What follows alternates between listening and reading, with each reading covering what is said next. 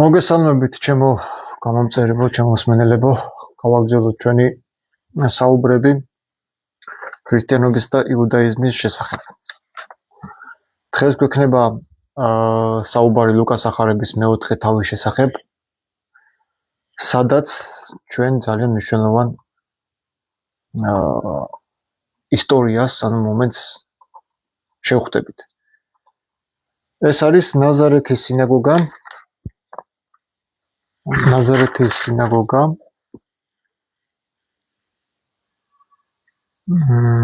სადაც აღზრდილი იყო იესო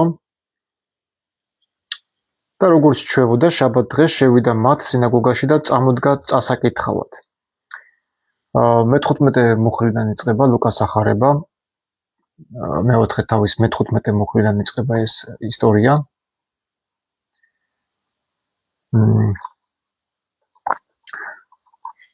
და ესეთია ტექსტი, ან წავიკითხო მე ტექსტს. დასწავიდა მათ სინაგოგებში განდიდებული ყველას მიერ. და მოვიდა ნაზარეთში, სადაც აღზრდილი იყო და როგორც ჩვეოდა შაბათ დღეს შევიდა მათ სინაგოგაში და წამოდგა წასაკითხავად.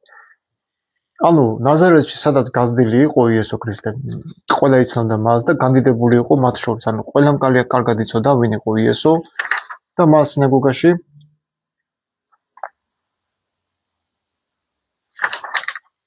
ჩვეულებრივად ჰქონდა იმის ძალაუფლება, რომ შესულიყო და წერილები განემარტა, წაეკითხა.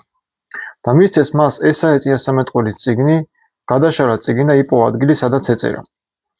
სული უფლისა ჩემზე, რომლისთვისაც მცხო მე და მომავლინა გახაკთა მახარებლა და გულით შემოსვლით მკურნალად. ტყვეთათვის თავისუფლების მაუწყებლად, ბრმათათვის თვალის ამხელად, ტანჯულთა განსატევებლად და უფლის კეთილსასრული წლის მქადაგებლად. და დახურა წიგნი მისცა მსახურს და დაჯდა და მთელი სინაგოგა მისჩერებოდა მას. ეხლა აქ მნიშვნელოვანი რა არის? ჩვენ წავიკითხეთ ის ეპიზოდი, რომელიც იესოს მიაწოდეს გრაგნილი, აქ წიგნი წერია, ეხლა წიგნი გადაშალაო, რა თქმა უნდა, სინაგოგაში წიგნი არ ქონდათ, იმ დროს იყო გრაგნილები, თორა.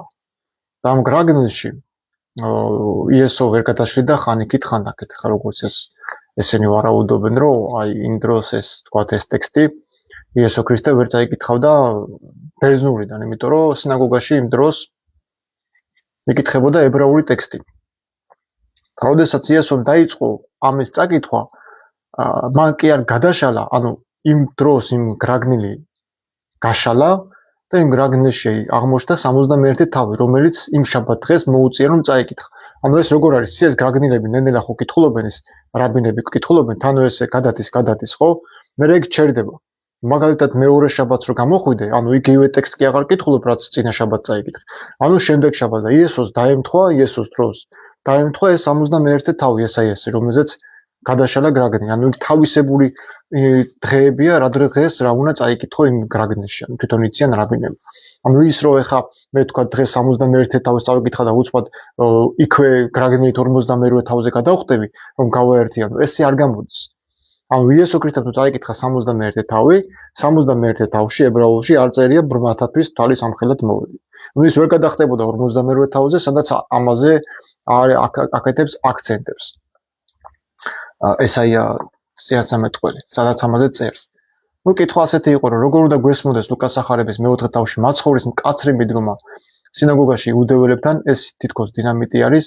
ამას ჩვენ ახლა შემდეგ მოვყვებით, ანუ რასთან იყო დაკავშირებული და როგორ რასახებოდა, მაგრამ მანამდე მინდა თქვენი ყურადღება გავამახვილო ერთ მნიშვნელოვან საკითხზე.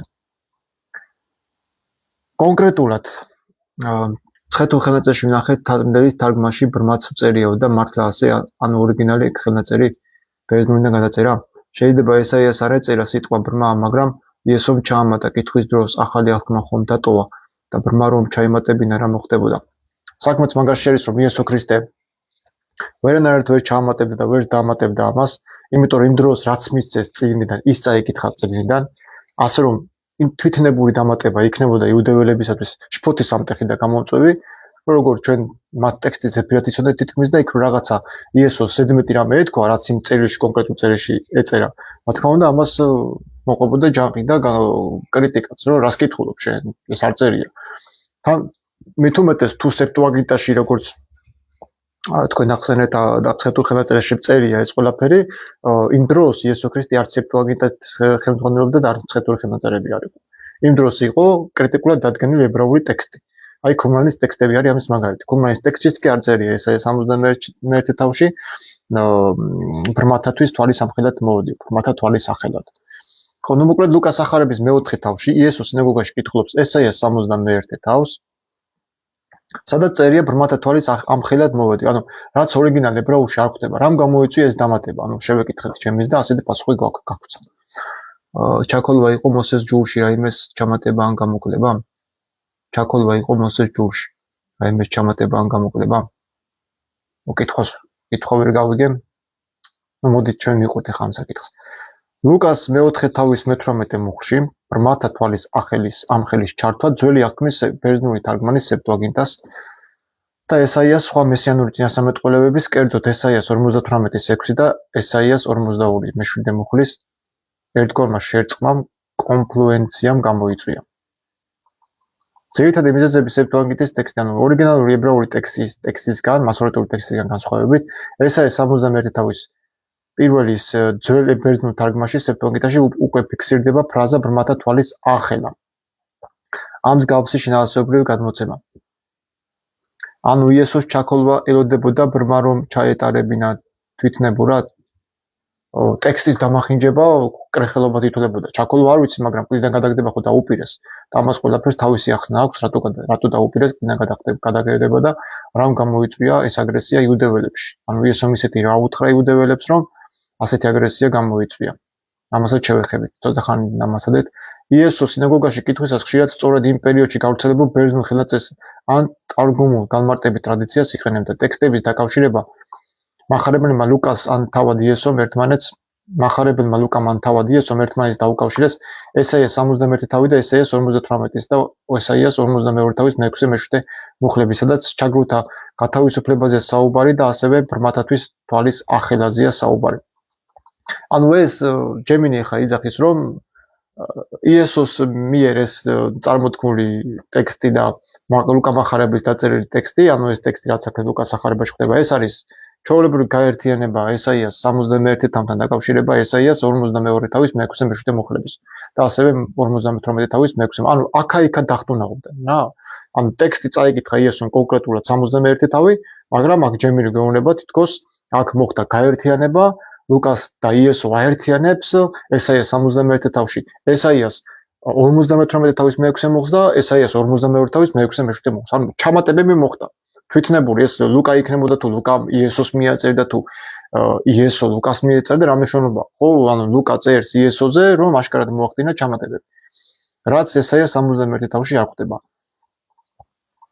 თეოლოგიური მიზანი რა იყო? ანუ მესიანური მისიის სრულყოფილად წარმოსაჩინად ფიზიკური და სულიერი განკურნების იდეა. ბრმათა ახება ორგანულად ჩაისვა მაცხოვრის სამოქმედო პროგრამაში. ანუ დიდად ხა ესეთი დიდი არაფერი პასუხი არ არის. იესომ ნაზარეთის სინაგოგაში ესაიას წიგნი ებრაულ ენაზე წაიკითხა და არა ბერძნულად. ანუ შეკითხვა იყო ესეთი, რა ენაზე წაიკითხა იესო ქრისტემ ნაზარეთის სინაგოგაში ესაიას 71 თავი. ამაზე ხალხ პასუხობს. ჯემინი ასეთ რამეს. იესომ ნაზარეთის სინაგოგაში ესაიას წიგნი ებრაულ ენაზე წაიკითხა და არა ბერძნულად. რატომ არ წაიკითხავდა ბერძნულად? ენობრივი გარემო. პირველი არის ენობრივი გარემო. პირველ საუკუნეში პალესტინის ადგილობრივ სინაგოგებში წმინდა წერილებს ორიგინალში ებრაულ ენაზე კითხულობდნენ. სახარების ცნობა, ანუ მეორე, ლუკას სახარების მიხედვით იესოს წინასამეტყველო ესაიას გაგდენი გადასცეს, რომელიც ებრაული იქნებოდა. ბერძნული ტექსტის ადგილი, ანუ ბერძნული თარგმანი სეპტუაგინტა ძირითადად იმ ებრაელებისთვის გამოიყენებოდა, რომლებიც პალესტინის გარეთ დიასპორაში ცხოვრობდნენ და ბერძნულად საუბრობდნენ.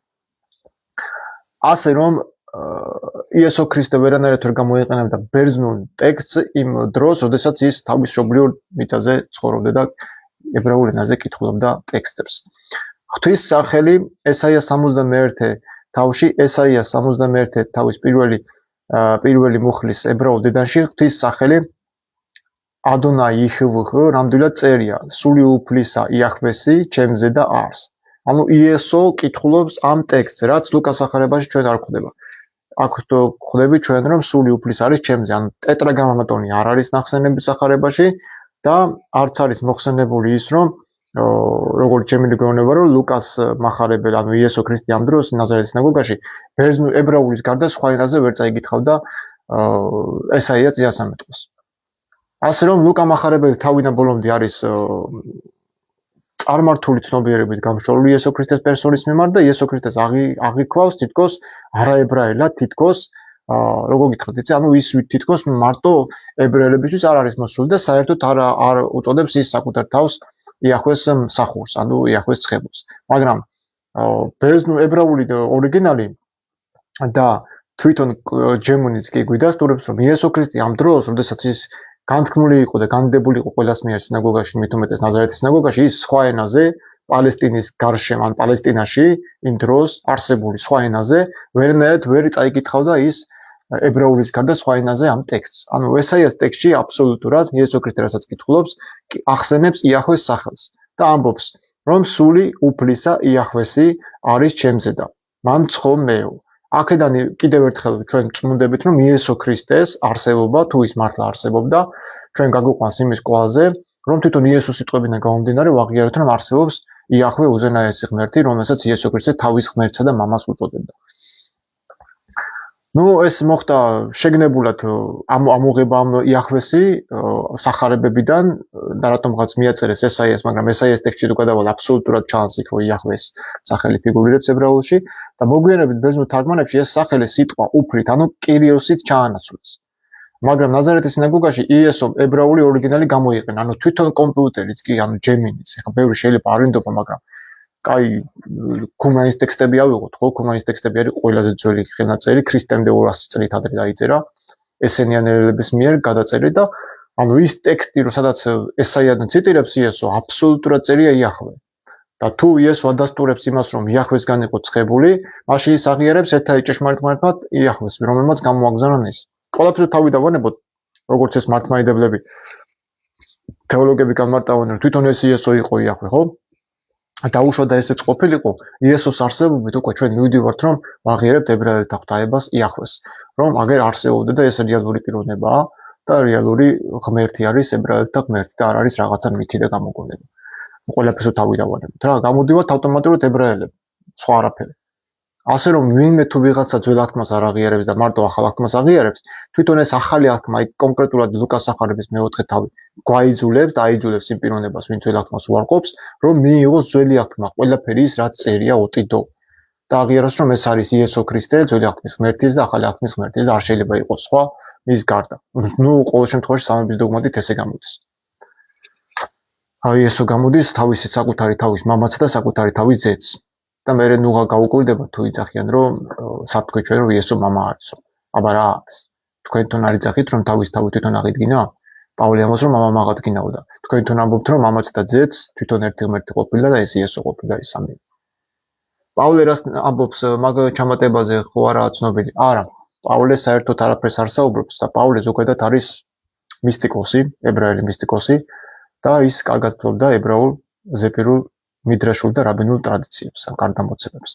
ის ხშირად ახსენებს ხოლმე პირველი კორინთელების 10:4-ით, რომ კლდე რომელიც ქრისტე იყო, ხო, თან დაყვებოდა მოსეს უდაბნოში. ეს არის სუფთად მიდრაშეული გადმოცემა. ეს ბიბლიაში არ წერია, ძველ აღთქმაში არ წერია, რომ კლდე დაყვებოდა მოსეს უდაბნოში. ეს არის სუფთა მიდრაშეული გადმოცემა. მოკლედ გავაგრძელოთ ხა, ხო, მე მგონი აქ გასაგებია ყველაფერი, რაც ჩვენ თქვით, რომ იესო ქრისტე აქ ესაიას ტექსტში აბსოლუტურად ახსენებს ღმერთის სახელს, რომ ის არის იახვესგან ცხებული პიროვნება და ეს მერე შეცვალეს ბერძნებმა და დამალეს. ეს სახელი რომ ეპაზორებოდათ იახვეს სახელის ხსენება. წარმოგიდგენია თქვენ წლებია იმსახურებით მართლმადიდებლობას, გონიათ რომ იესო ქრისტე არის თქვენი ჭეშმარიტი ღმერთი და ამასობაში ეკლესია გიმალავთ ნამდვილ ვინაობას, თუ რადგას იესო ქრისტეს უკან. ეს არის ძველი აღთქმის ღმერთი იახვე. ამიტომ იძახიან ალელუიახ. ალელუიახ ნიშნავს განვიდეთ იახი ძველ ებრაულად. ასე რომ იესოს თაყვანისცემით გვინდა თუ არ გვინდა ჩვენ გამოდივართ ებრაელები და ვცემთ თაყვანს ებრაელთა ღმერთ იახვეს, რომელსაც ადონაის ეძახიან.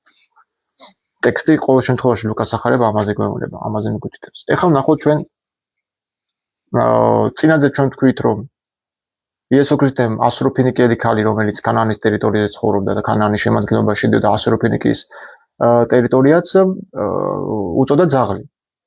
ანუ თქვა ჩვენ არა ვართ ებრაელები და დაუშვათ ჩვენ ვართ კანაანელები, ის ხო ღვთისმშობლება, რატომ უნდა უწოდო ადამიანს ძაღლი.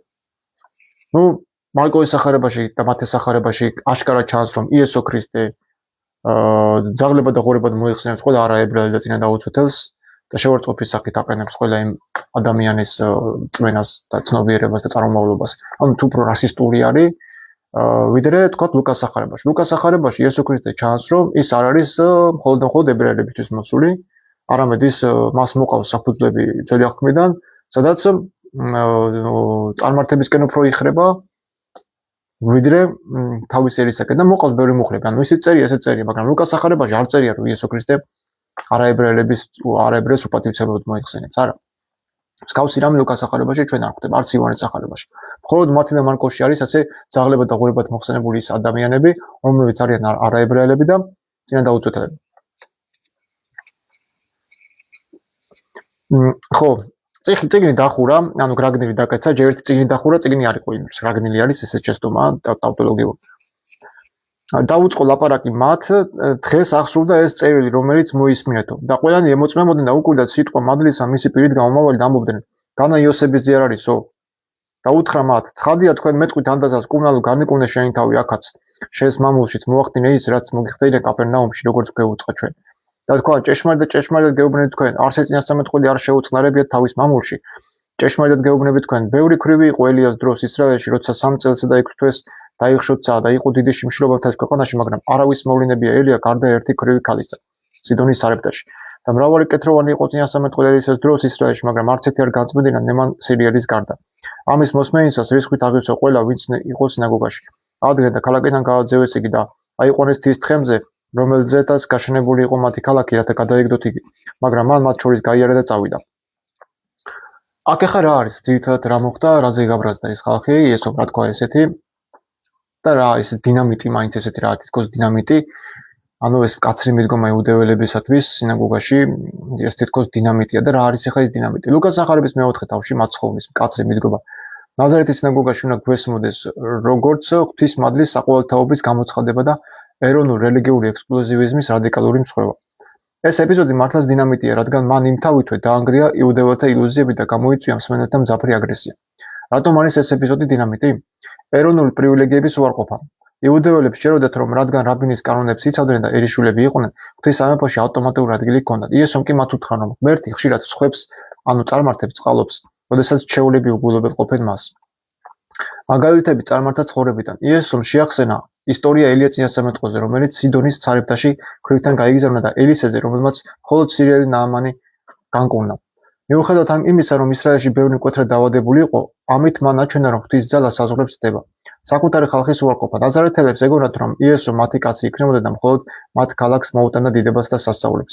იესომ უარი თქვა ადგილობრივ პრივილეგიაზე, ამიტომ ამბობს ამ სიტყვებს. არც ერთი წინასწარმეტყველი არ შეუწყნარია თავის მამულში. ამიტომ არ ჯეროდათ, რომ ის წერილები რაც წაიკითხა, მას იახსოვდა და უთხრეს, რომ განა ეს არ არისო ხუროზეო, როგორ ამბობს ამას, როგორ გავიგოთო. და უკვე იესო ქრისტე რო გადავიდა უკვე შეტევაზე, ამას მოყვა რეაქცია. და რა რეაქცია მოყვა ამას? სიძულვი და რისხვა. მსმენელები მიხვდნენ, რომ იესო მათ სულიერ სიბრმავის დამფარდავნებას ამხელებდა და გადავიდნენ ძალადობაზე. ისინი მათ სინაგოგიდან გააძევეს იესო და ქალაქის კიდესთან მიიყვანეს თაზე, რომ გადაეგდოთ თიდან. ეს აჩვენებს თუ რამდენად მტკივნეული აღმოჩნდა სიმართლე მათთვის. რა არის თავარი გაკვეთი? რელიგიური ნაციონალიზმის დასასრული. იესომ აჩვენა, რომ ქრისტიანობა ღვთისამეფო არ არის მიბული რომელიმე ერზე, სისხლისვე ნათესაობაზე ან ტრადიციაზე. გულის სიხის და ადამიანები ხშირად ვერ ამჩნევენ ღვთის მოქმედებას, რადგან ის მათ ჩვეულებრივ წარმოდგენაში არ ჯდება. გასაგებია, ხო, ლუკას სახარებაში სხვა იესოა საერთოდ სხვა ცნობიერების არის და ის გადის წარმართებში და უგულებელს ყოფს ნაციონალურ ერის სიდიადეს, რომ თითქოს ისრაელის ერია და მარტო ისრაელისათვის მოვიდა. მათეს სახარებაში და მარკოს სახარებაში კი აშკარად იგრძნობა სხვა ერებისადმი სიზურვილი და ზიზღით, რომელსაც ის ძაღლებს და ღორებს უწოდებს. და ასევე ამბობს, რომ ის მხოლოდ დაკარგული ისრაელის ცხრებისთვის მოვიდა და სხვას არ მოვლენია. ლუკას ახალებაში ჩანს, რომ ის აგერ ჩვენთვისაც მოვიდა და აშკარად წინააღმდეგობაში წავიდა თავის ერის წარმომადგენლებთან, როდესაც უარყო მათი ამპარტავნება და ღვთისმშეულობა. საკუთარი ხალხის უარყოფა. ნუ ეს იყო ძირითადად რისი თქმაც მინდოდა მეგობრებო. დანარჩენი აუცი. თქვენს დამისვით შეკითხვები.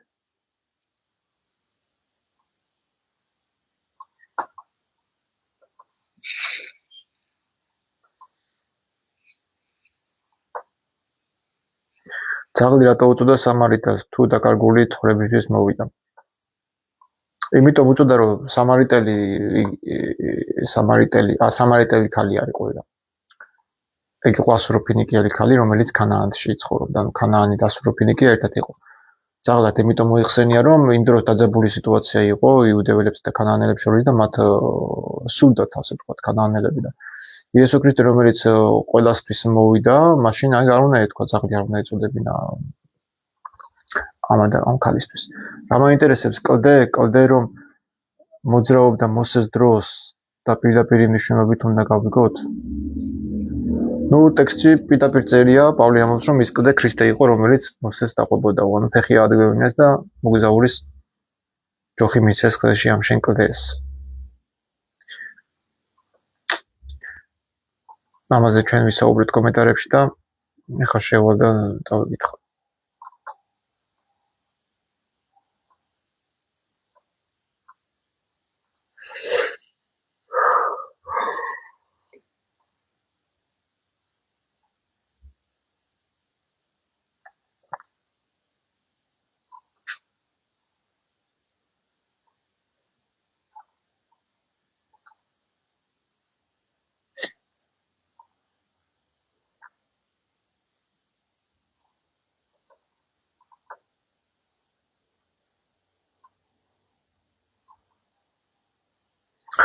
ლუკას სახარების 4:18 სული უფლისა ჩემს რომლითაც მცხოვე და მომავალი და გახდა დამახარებლები.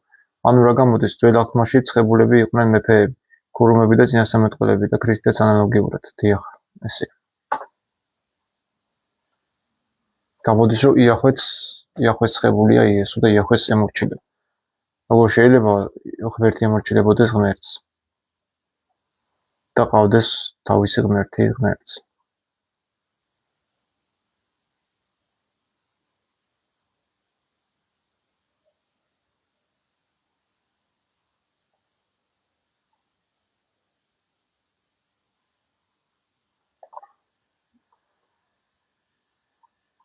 იუდეური ტრადიცია. ადრეული ეგზეგეტიკურ და რაბინულ გადმოცემებში, მაგალითად ტოსეფტაში, ანუ ფსევდოფილონის ბიბლიურ სიძველეებში არსებობდა იდეა, რომ წყარო ან კლდე, ზოგჯერ მარიამის ჩასთან დაკავშირებული, ფიზიკურად ახლობოდა ებრაელებს უდაბნოში, მთებსა და ველებში. ანუ ამ ინტერპრეტაციას იღებს პავლეს და ამ კლდეს ათანაბრებს იესოსთან, ვითომ ეს კლდე სულიერი იყო და დაყვებოდა თან ის. თუ სულიერი იყო, როგორ დაარტყა ჯოხი იმ კლდეს, ხო? თუ ეს კლდე თან დაყვებოდა მას.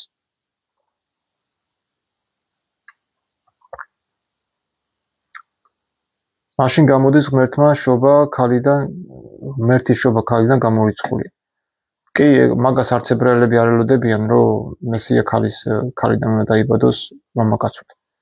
პირიქით, მაგათთვის მესია არის ორი ვერსია. როდესაც მესია იბადება მამაკაცის სპერმიდან, არის კიდე, როდესაც მესია იბადება უმამაკაცოდ, როგორც ეს მელქისედეკის შობაზე ვიცით. რომ ის ჩაისახა, ის დაიბადა უმამაკაცოდ, შუა დედამისმა. ღმერთმა მოსეს უთხრა, რომ კლდისთვის სიტყვით მიემართა, რათა წყალი გადმოსულიყო. მიზეზი რატომ დალაპარაკება? მიდრაშის თანახმად უსულო კლდესაც კი ესმოდა ღვთის ხმა და მორჩილებდა. კლდესთან საუბრით ისრაელის ხალხს უნდა მიეღო დიდი სულიერი გაკვეთილი. თუ გულცივი კლდე უსიტყვით ისმის შემოქმედს, მით უმეტეს ადამიანებს არ უნდა ქონოდათ ღვთისადმი მეტი რწმენა და მორჩილება. ანუ, როდესაც მიდის მოსე კვერთ, არ ეუბნება ღმერთი მოსეს, რომ დაარტყი კლდეს, რომ წყალი გადმოვიდეს. არამედ დაილაპარაკება, რომ წყალი წამოვიდეს. მაგრამ მოსე, როდესაც შეხედავს ხალხს, გამწარებული დაარტყავს ორჯერ ამ კლდეს.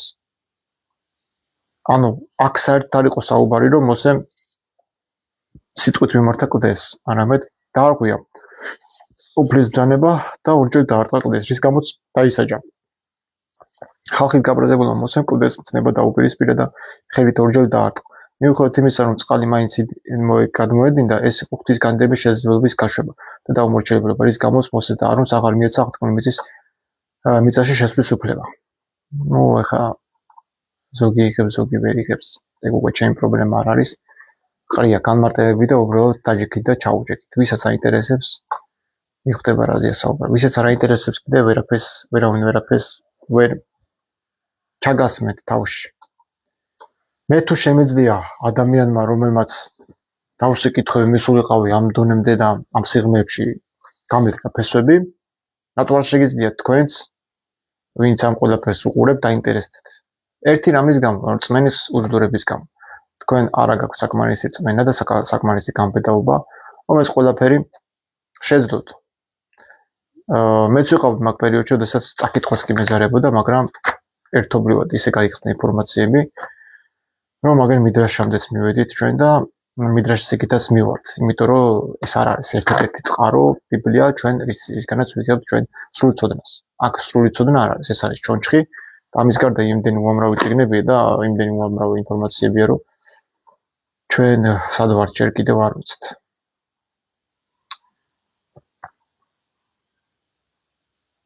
შემდეგი კითხვა.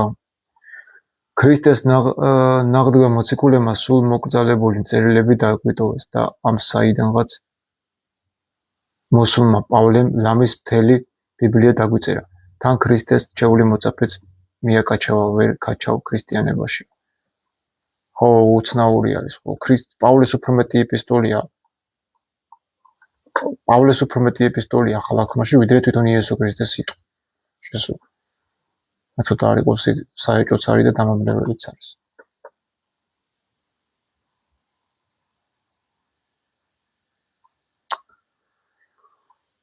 ეს პლატფორმა როგორ მოგწონთ, ანუ ღირს თუ არ ღირს აი ესე გამოსვლა კითხვა-პასუხების რეჟიმში. რას მეკობთ თქვენ? რაღაცა ისეთი პირი უჩანს, რომ რაც მე ციკლებით მეტად გიჩნდება უიმედობის განცდა და უწმელების განცდა. იმიტომ რომ აქ რეალური მთლად არაფერი არ არის. ისეთი რაღაცები წერია, რაც არ არის რეალური რა და რეალობაში არც ხდება. რომც გინდოდეს ვერ მოხდება ეგეთი რაღაც. თან ქრისტეს რჩეული მოწაფეც მიაკაჩავა ვერ გაჩავ ქრისტიანობაში და კომენტარი ლეოში აქ ჩემს ნათქვამზე რამე. აჰა, დავწეროთ მოდი. მაგრამ აქვე ვერ დავწერე ხომ, იმიტომ რომ ლაივში ვარ. პასუხის გაცემას რო ვაჭერ, მეტად ლაივში მაგდებს და აქ ვერ დაგიწერ. просто ისე გეტყვი. კაცი რომელიც ამიკრძალავს წინა დაუცოთათან პურის ჭამას, ის ადამიანი ქრისტიანი შეიძლება იყოს. მოსეს ჯულის თანახმად, ვინც წინა დაიჩეს, მართებს რომ თრიანად წერილი აღასრულოს. და თუ ერთს არ ღვევ, მაშინ თრიანად დამღვევი ხარ და როგორ იყო პავლე ქრისტიანი, როდესაც თან წინა დაცვას აპრავებდა, თან პეტრეს უშლიდა რომ რატო თვალთ მაგწობა. როდესაც პეტრე წინა დაუცოთებთან პურის ჭამდა, ანუ თვითონ არ ღვევდა მოსეს კანონს და პეტრეს უშლის რატო არ ღვევ? აქ თვითონ წერია ჯულში რომ ვინც წინა დაცვილია, მას მართებს რომ ყველაფერი შეასრულოს და თუ ყველაფერი შეასრულა, მაშინ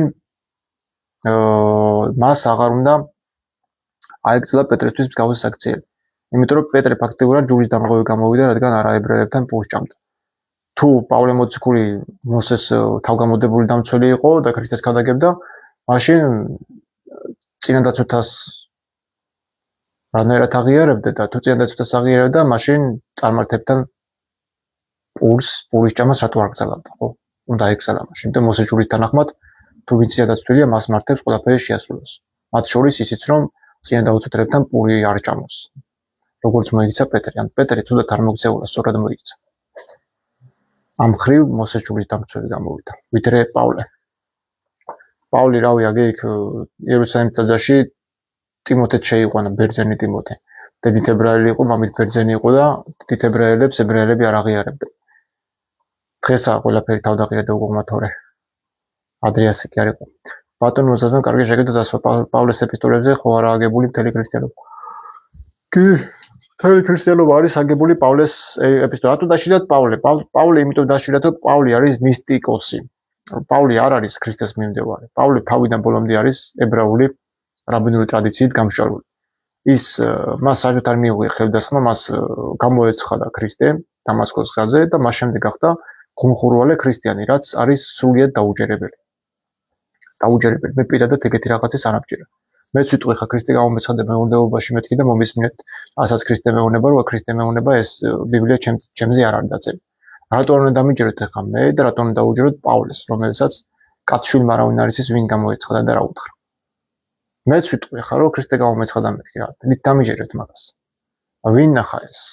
ვინ იყო მოწმე რომ პავლეს ერთგულების, როცა თვითონვე წინააღმდეგობაში მოდის და ეკლესიის ბურჯს წარმოიდგინე, რომელზეც იესო თავის ეკლესია დაარსა პეტრეს სადანაშაულებს თვალსმოქცევაში.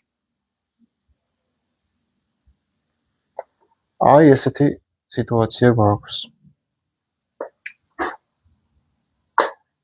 დავაგრძელოთ ესე იგი შეკითხვები, აბა დავსვათ.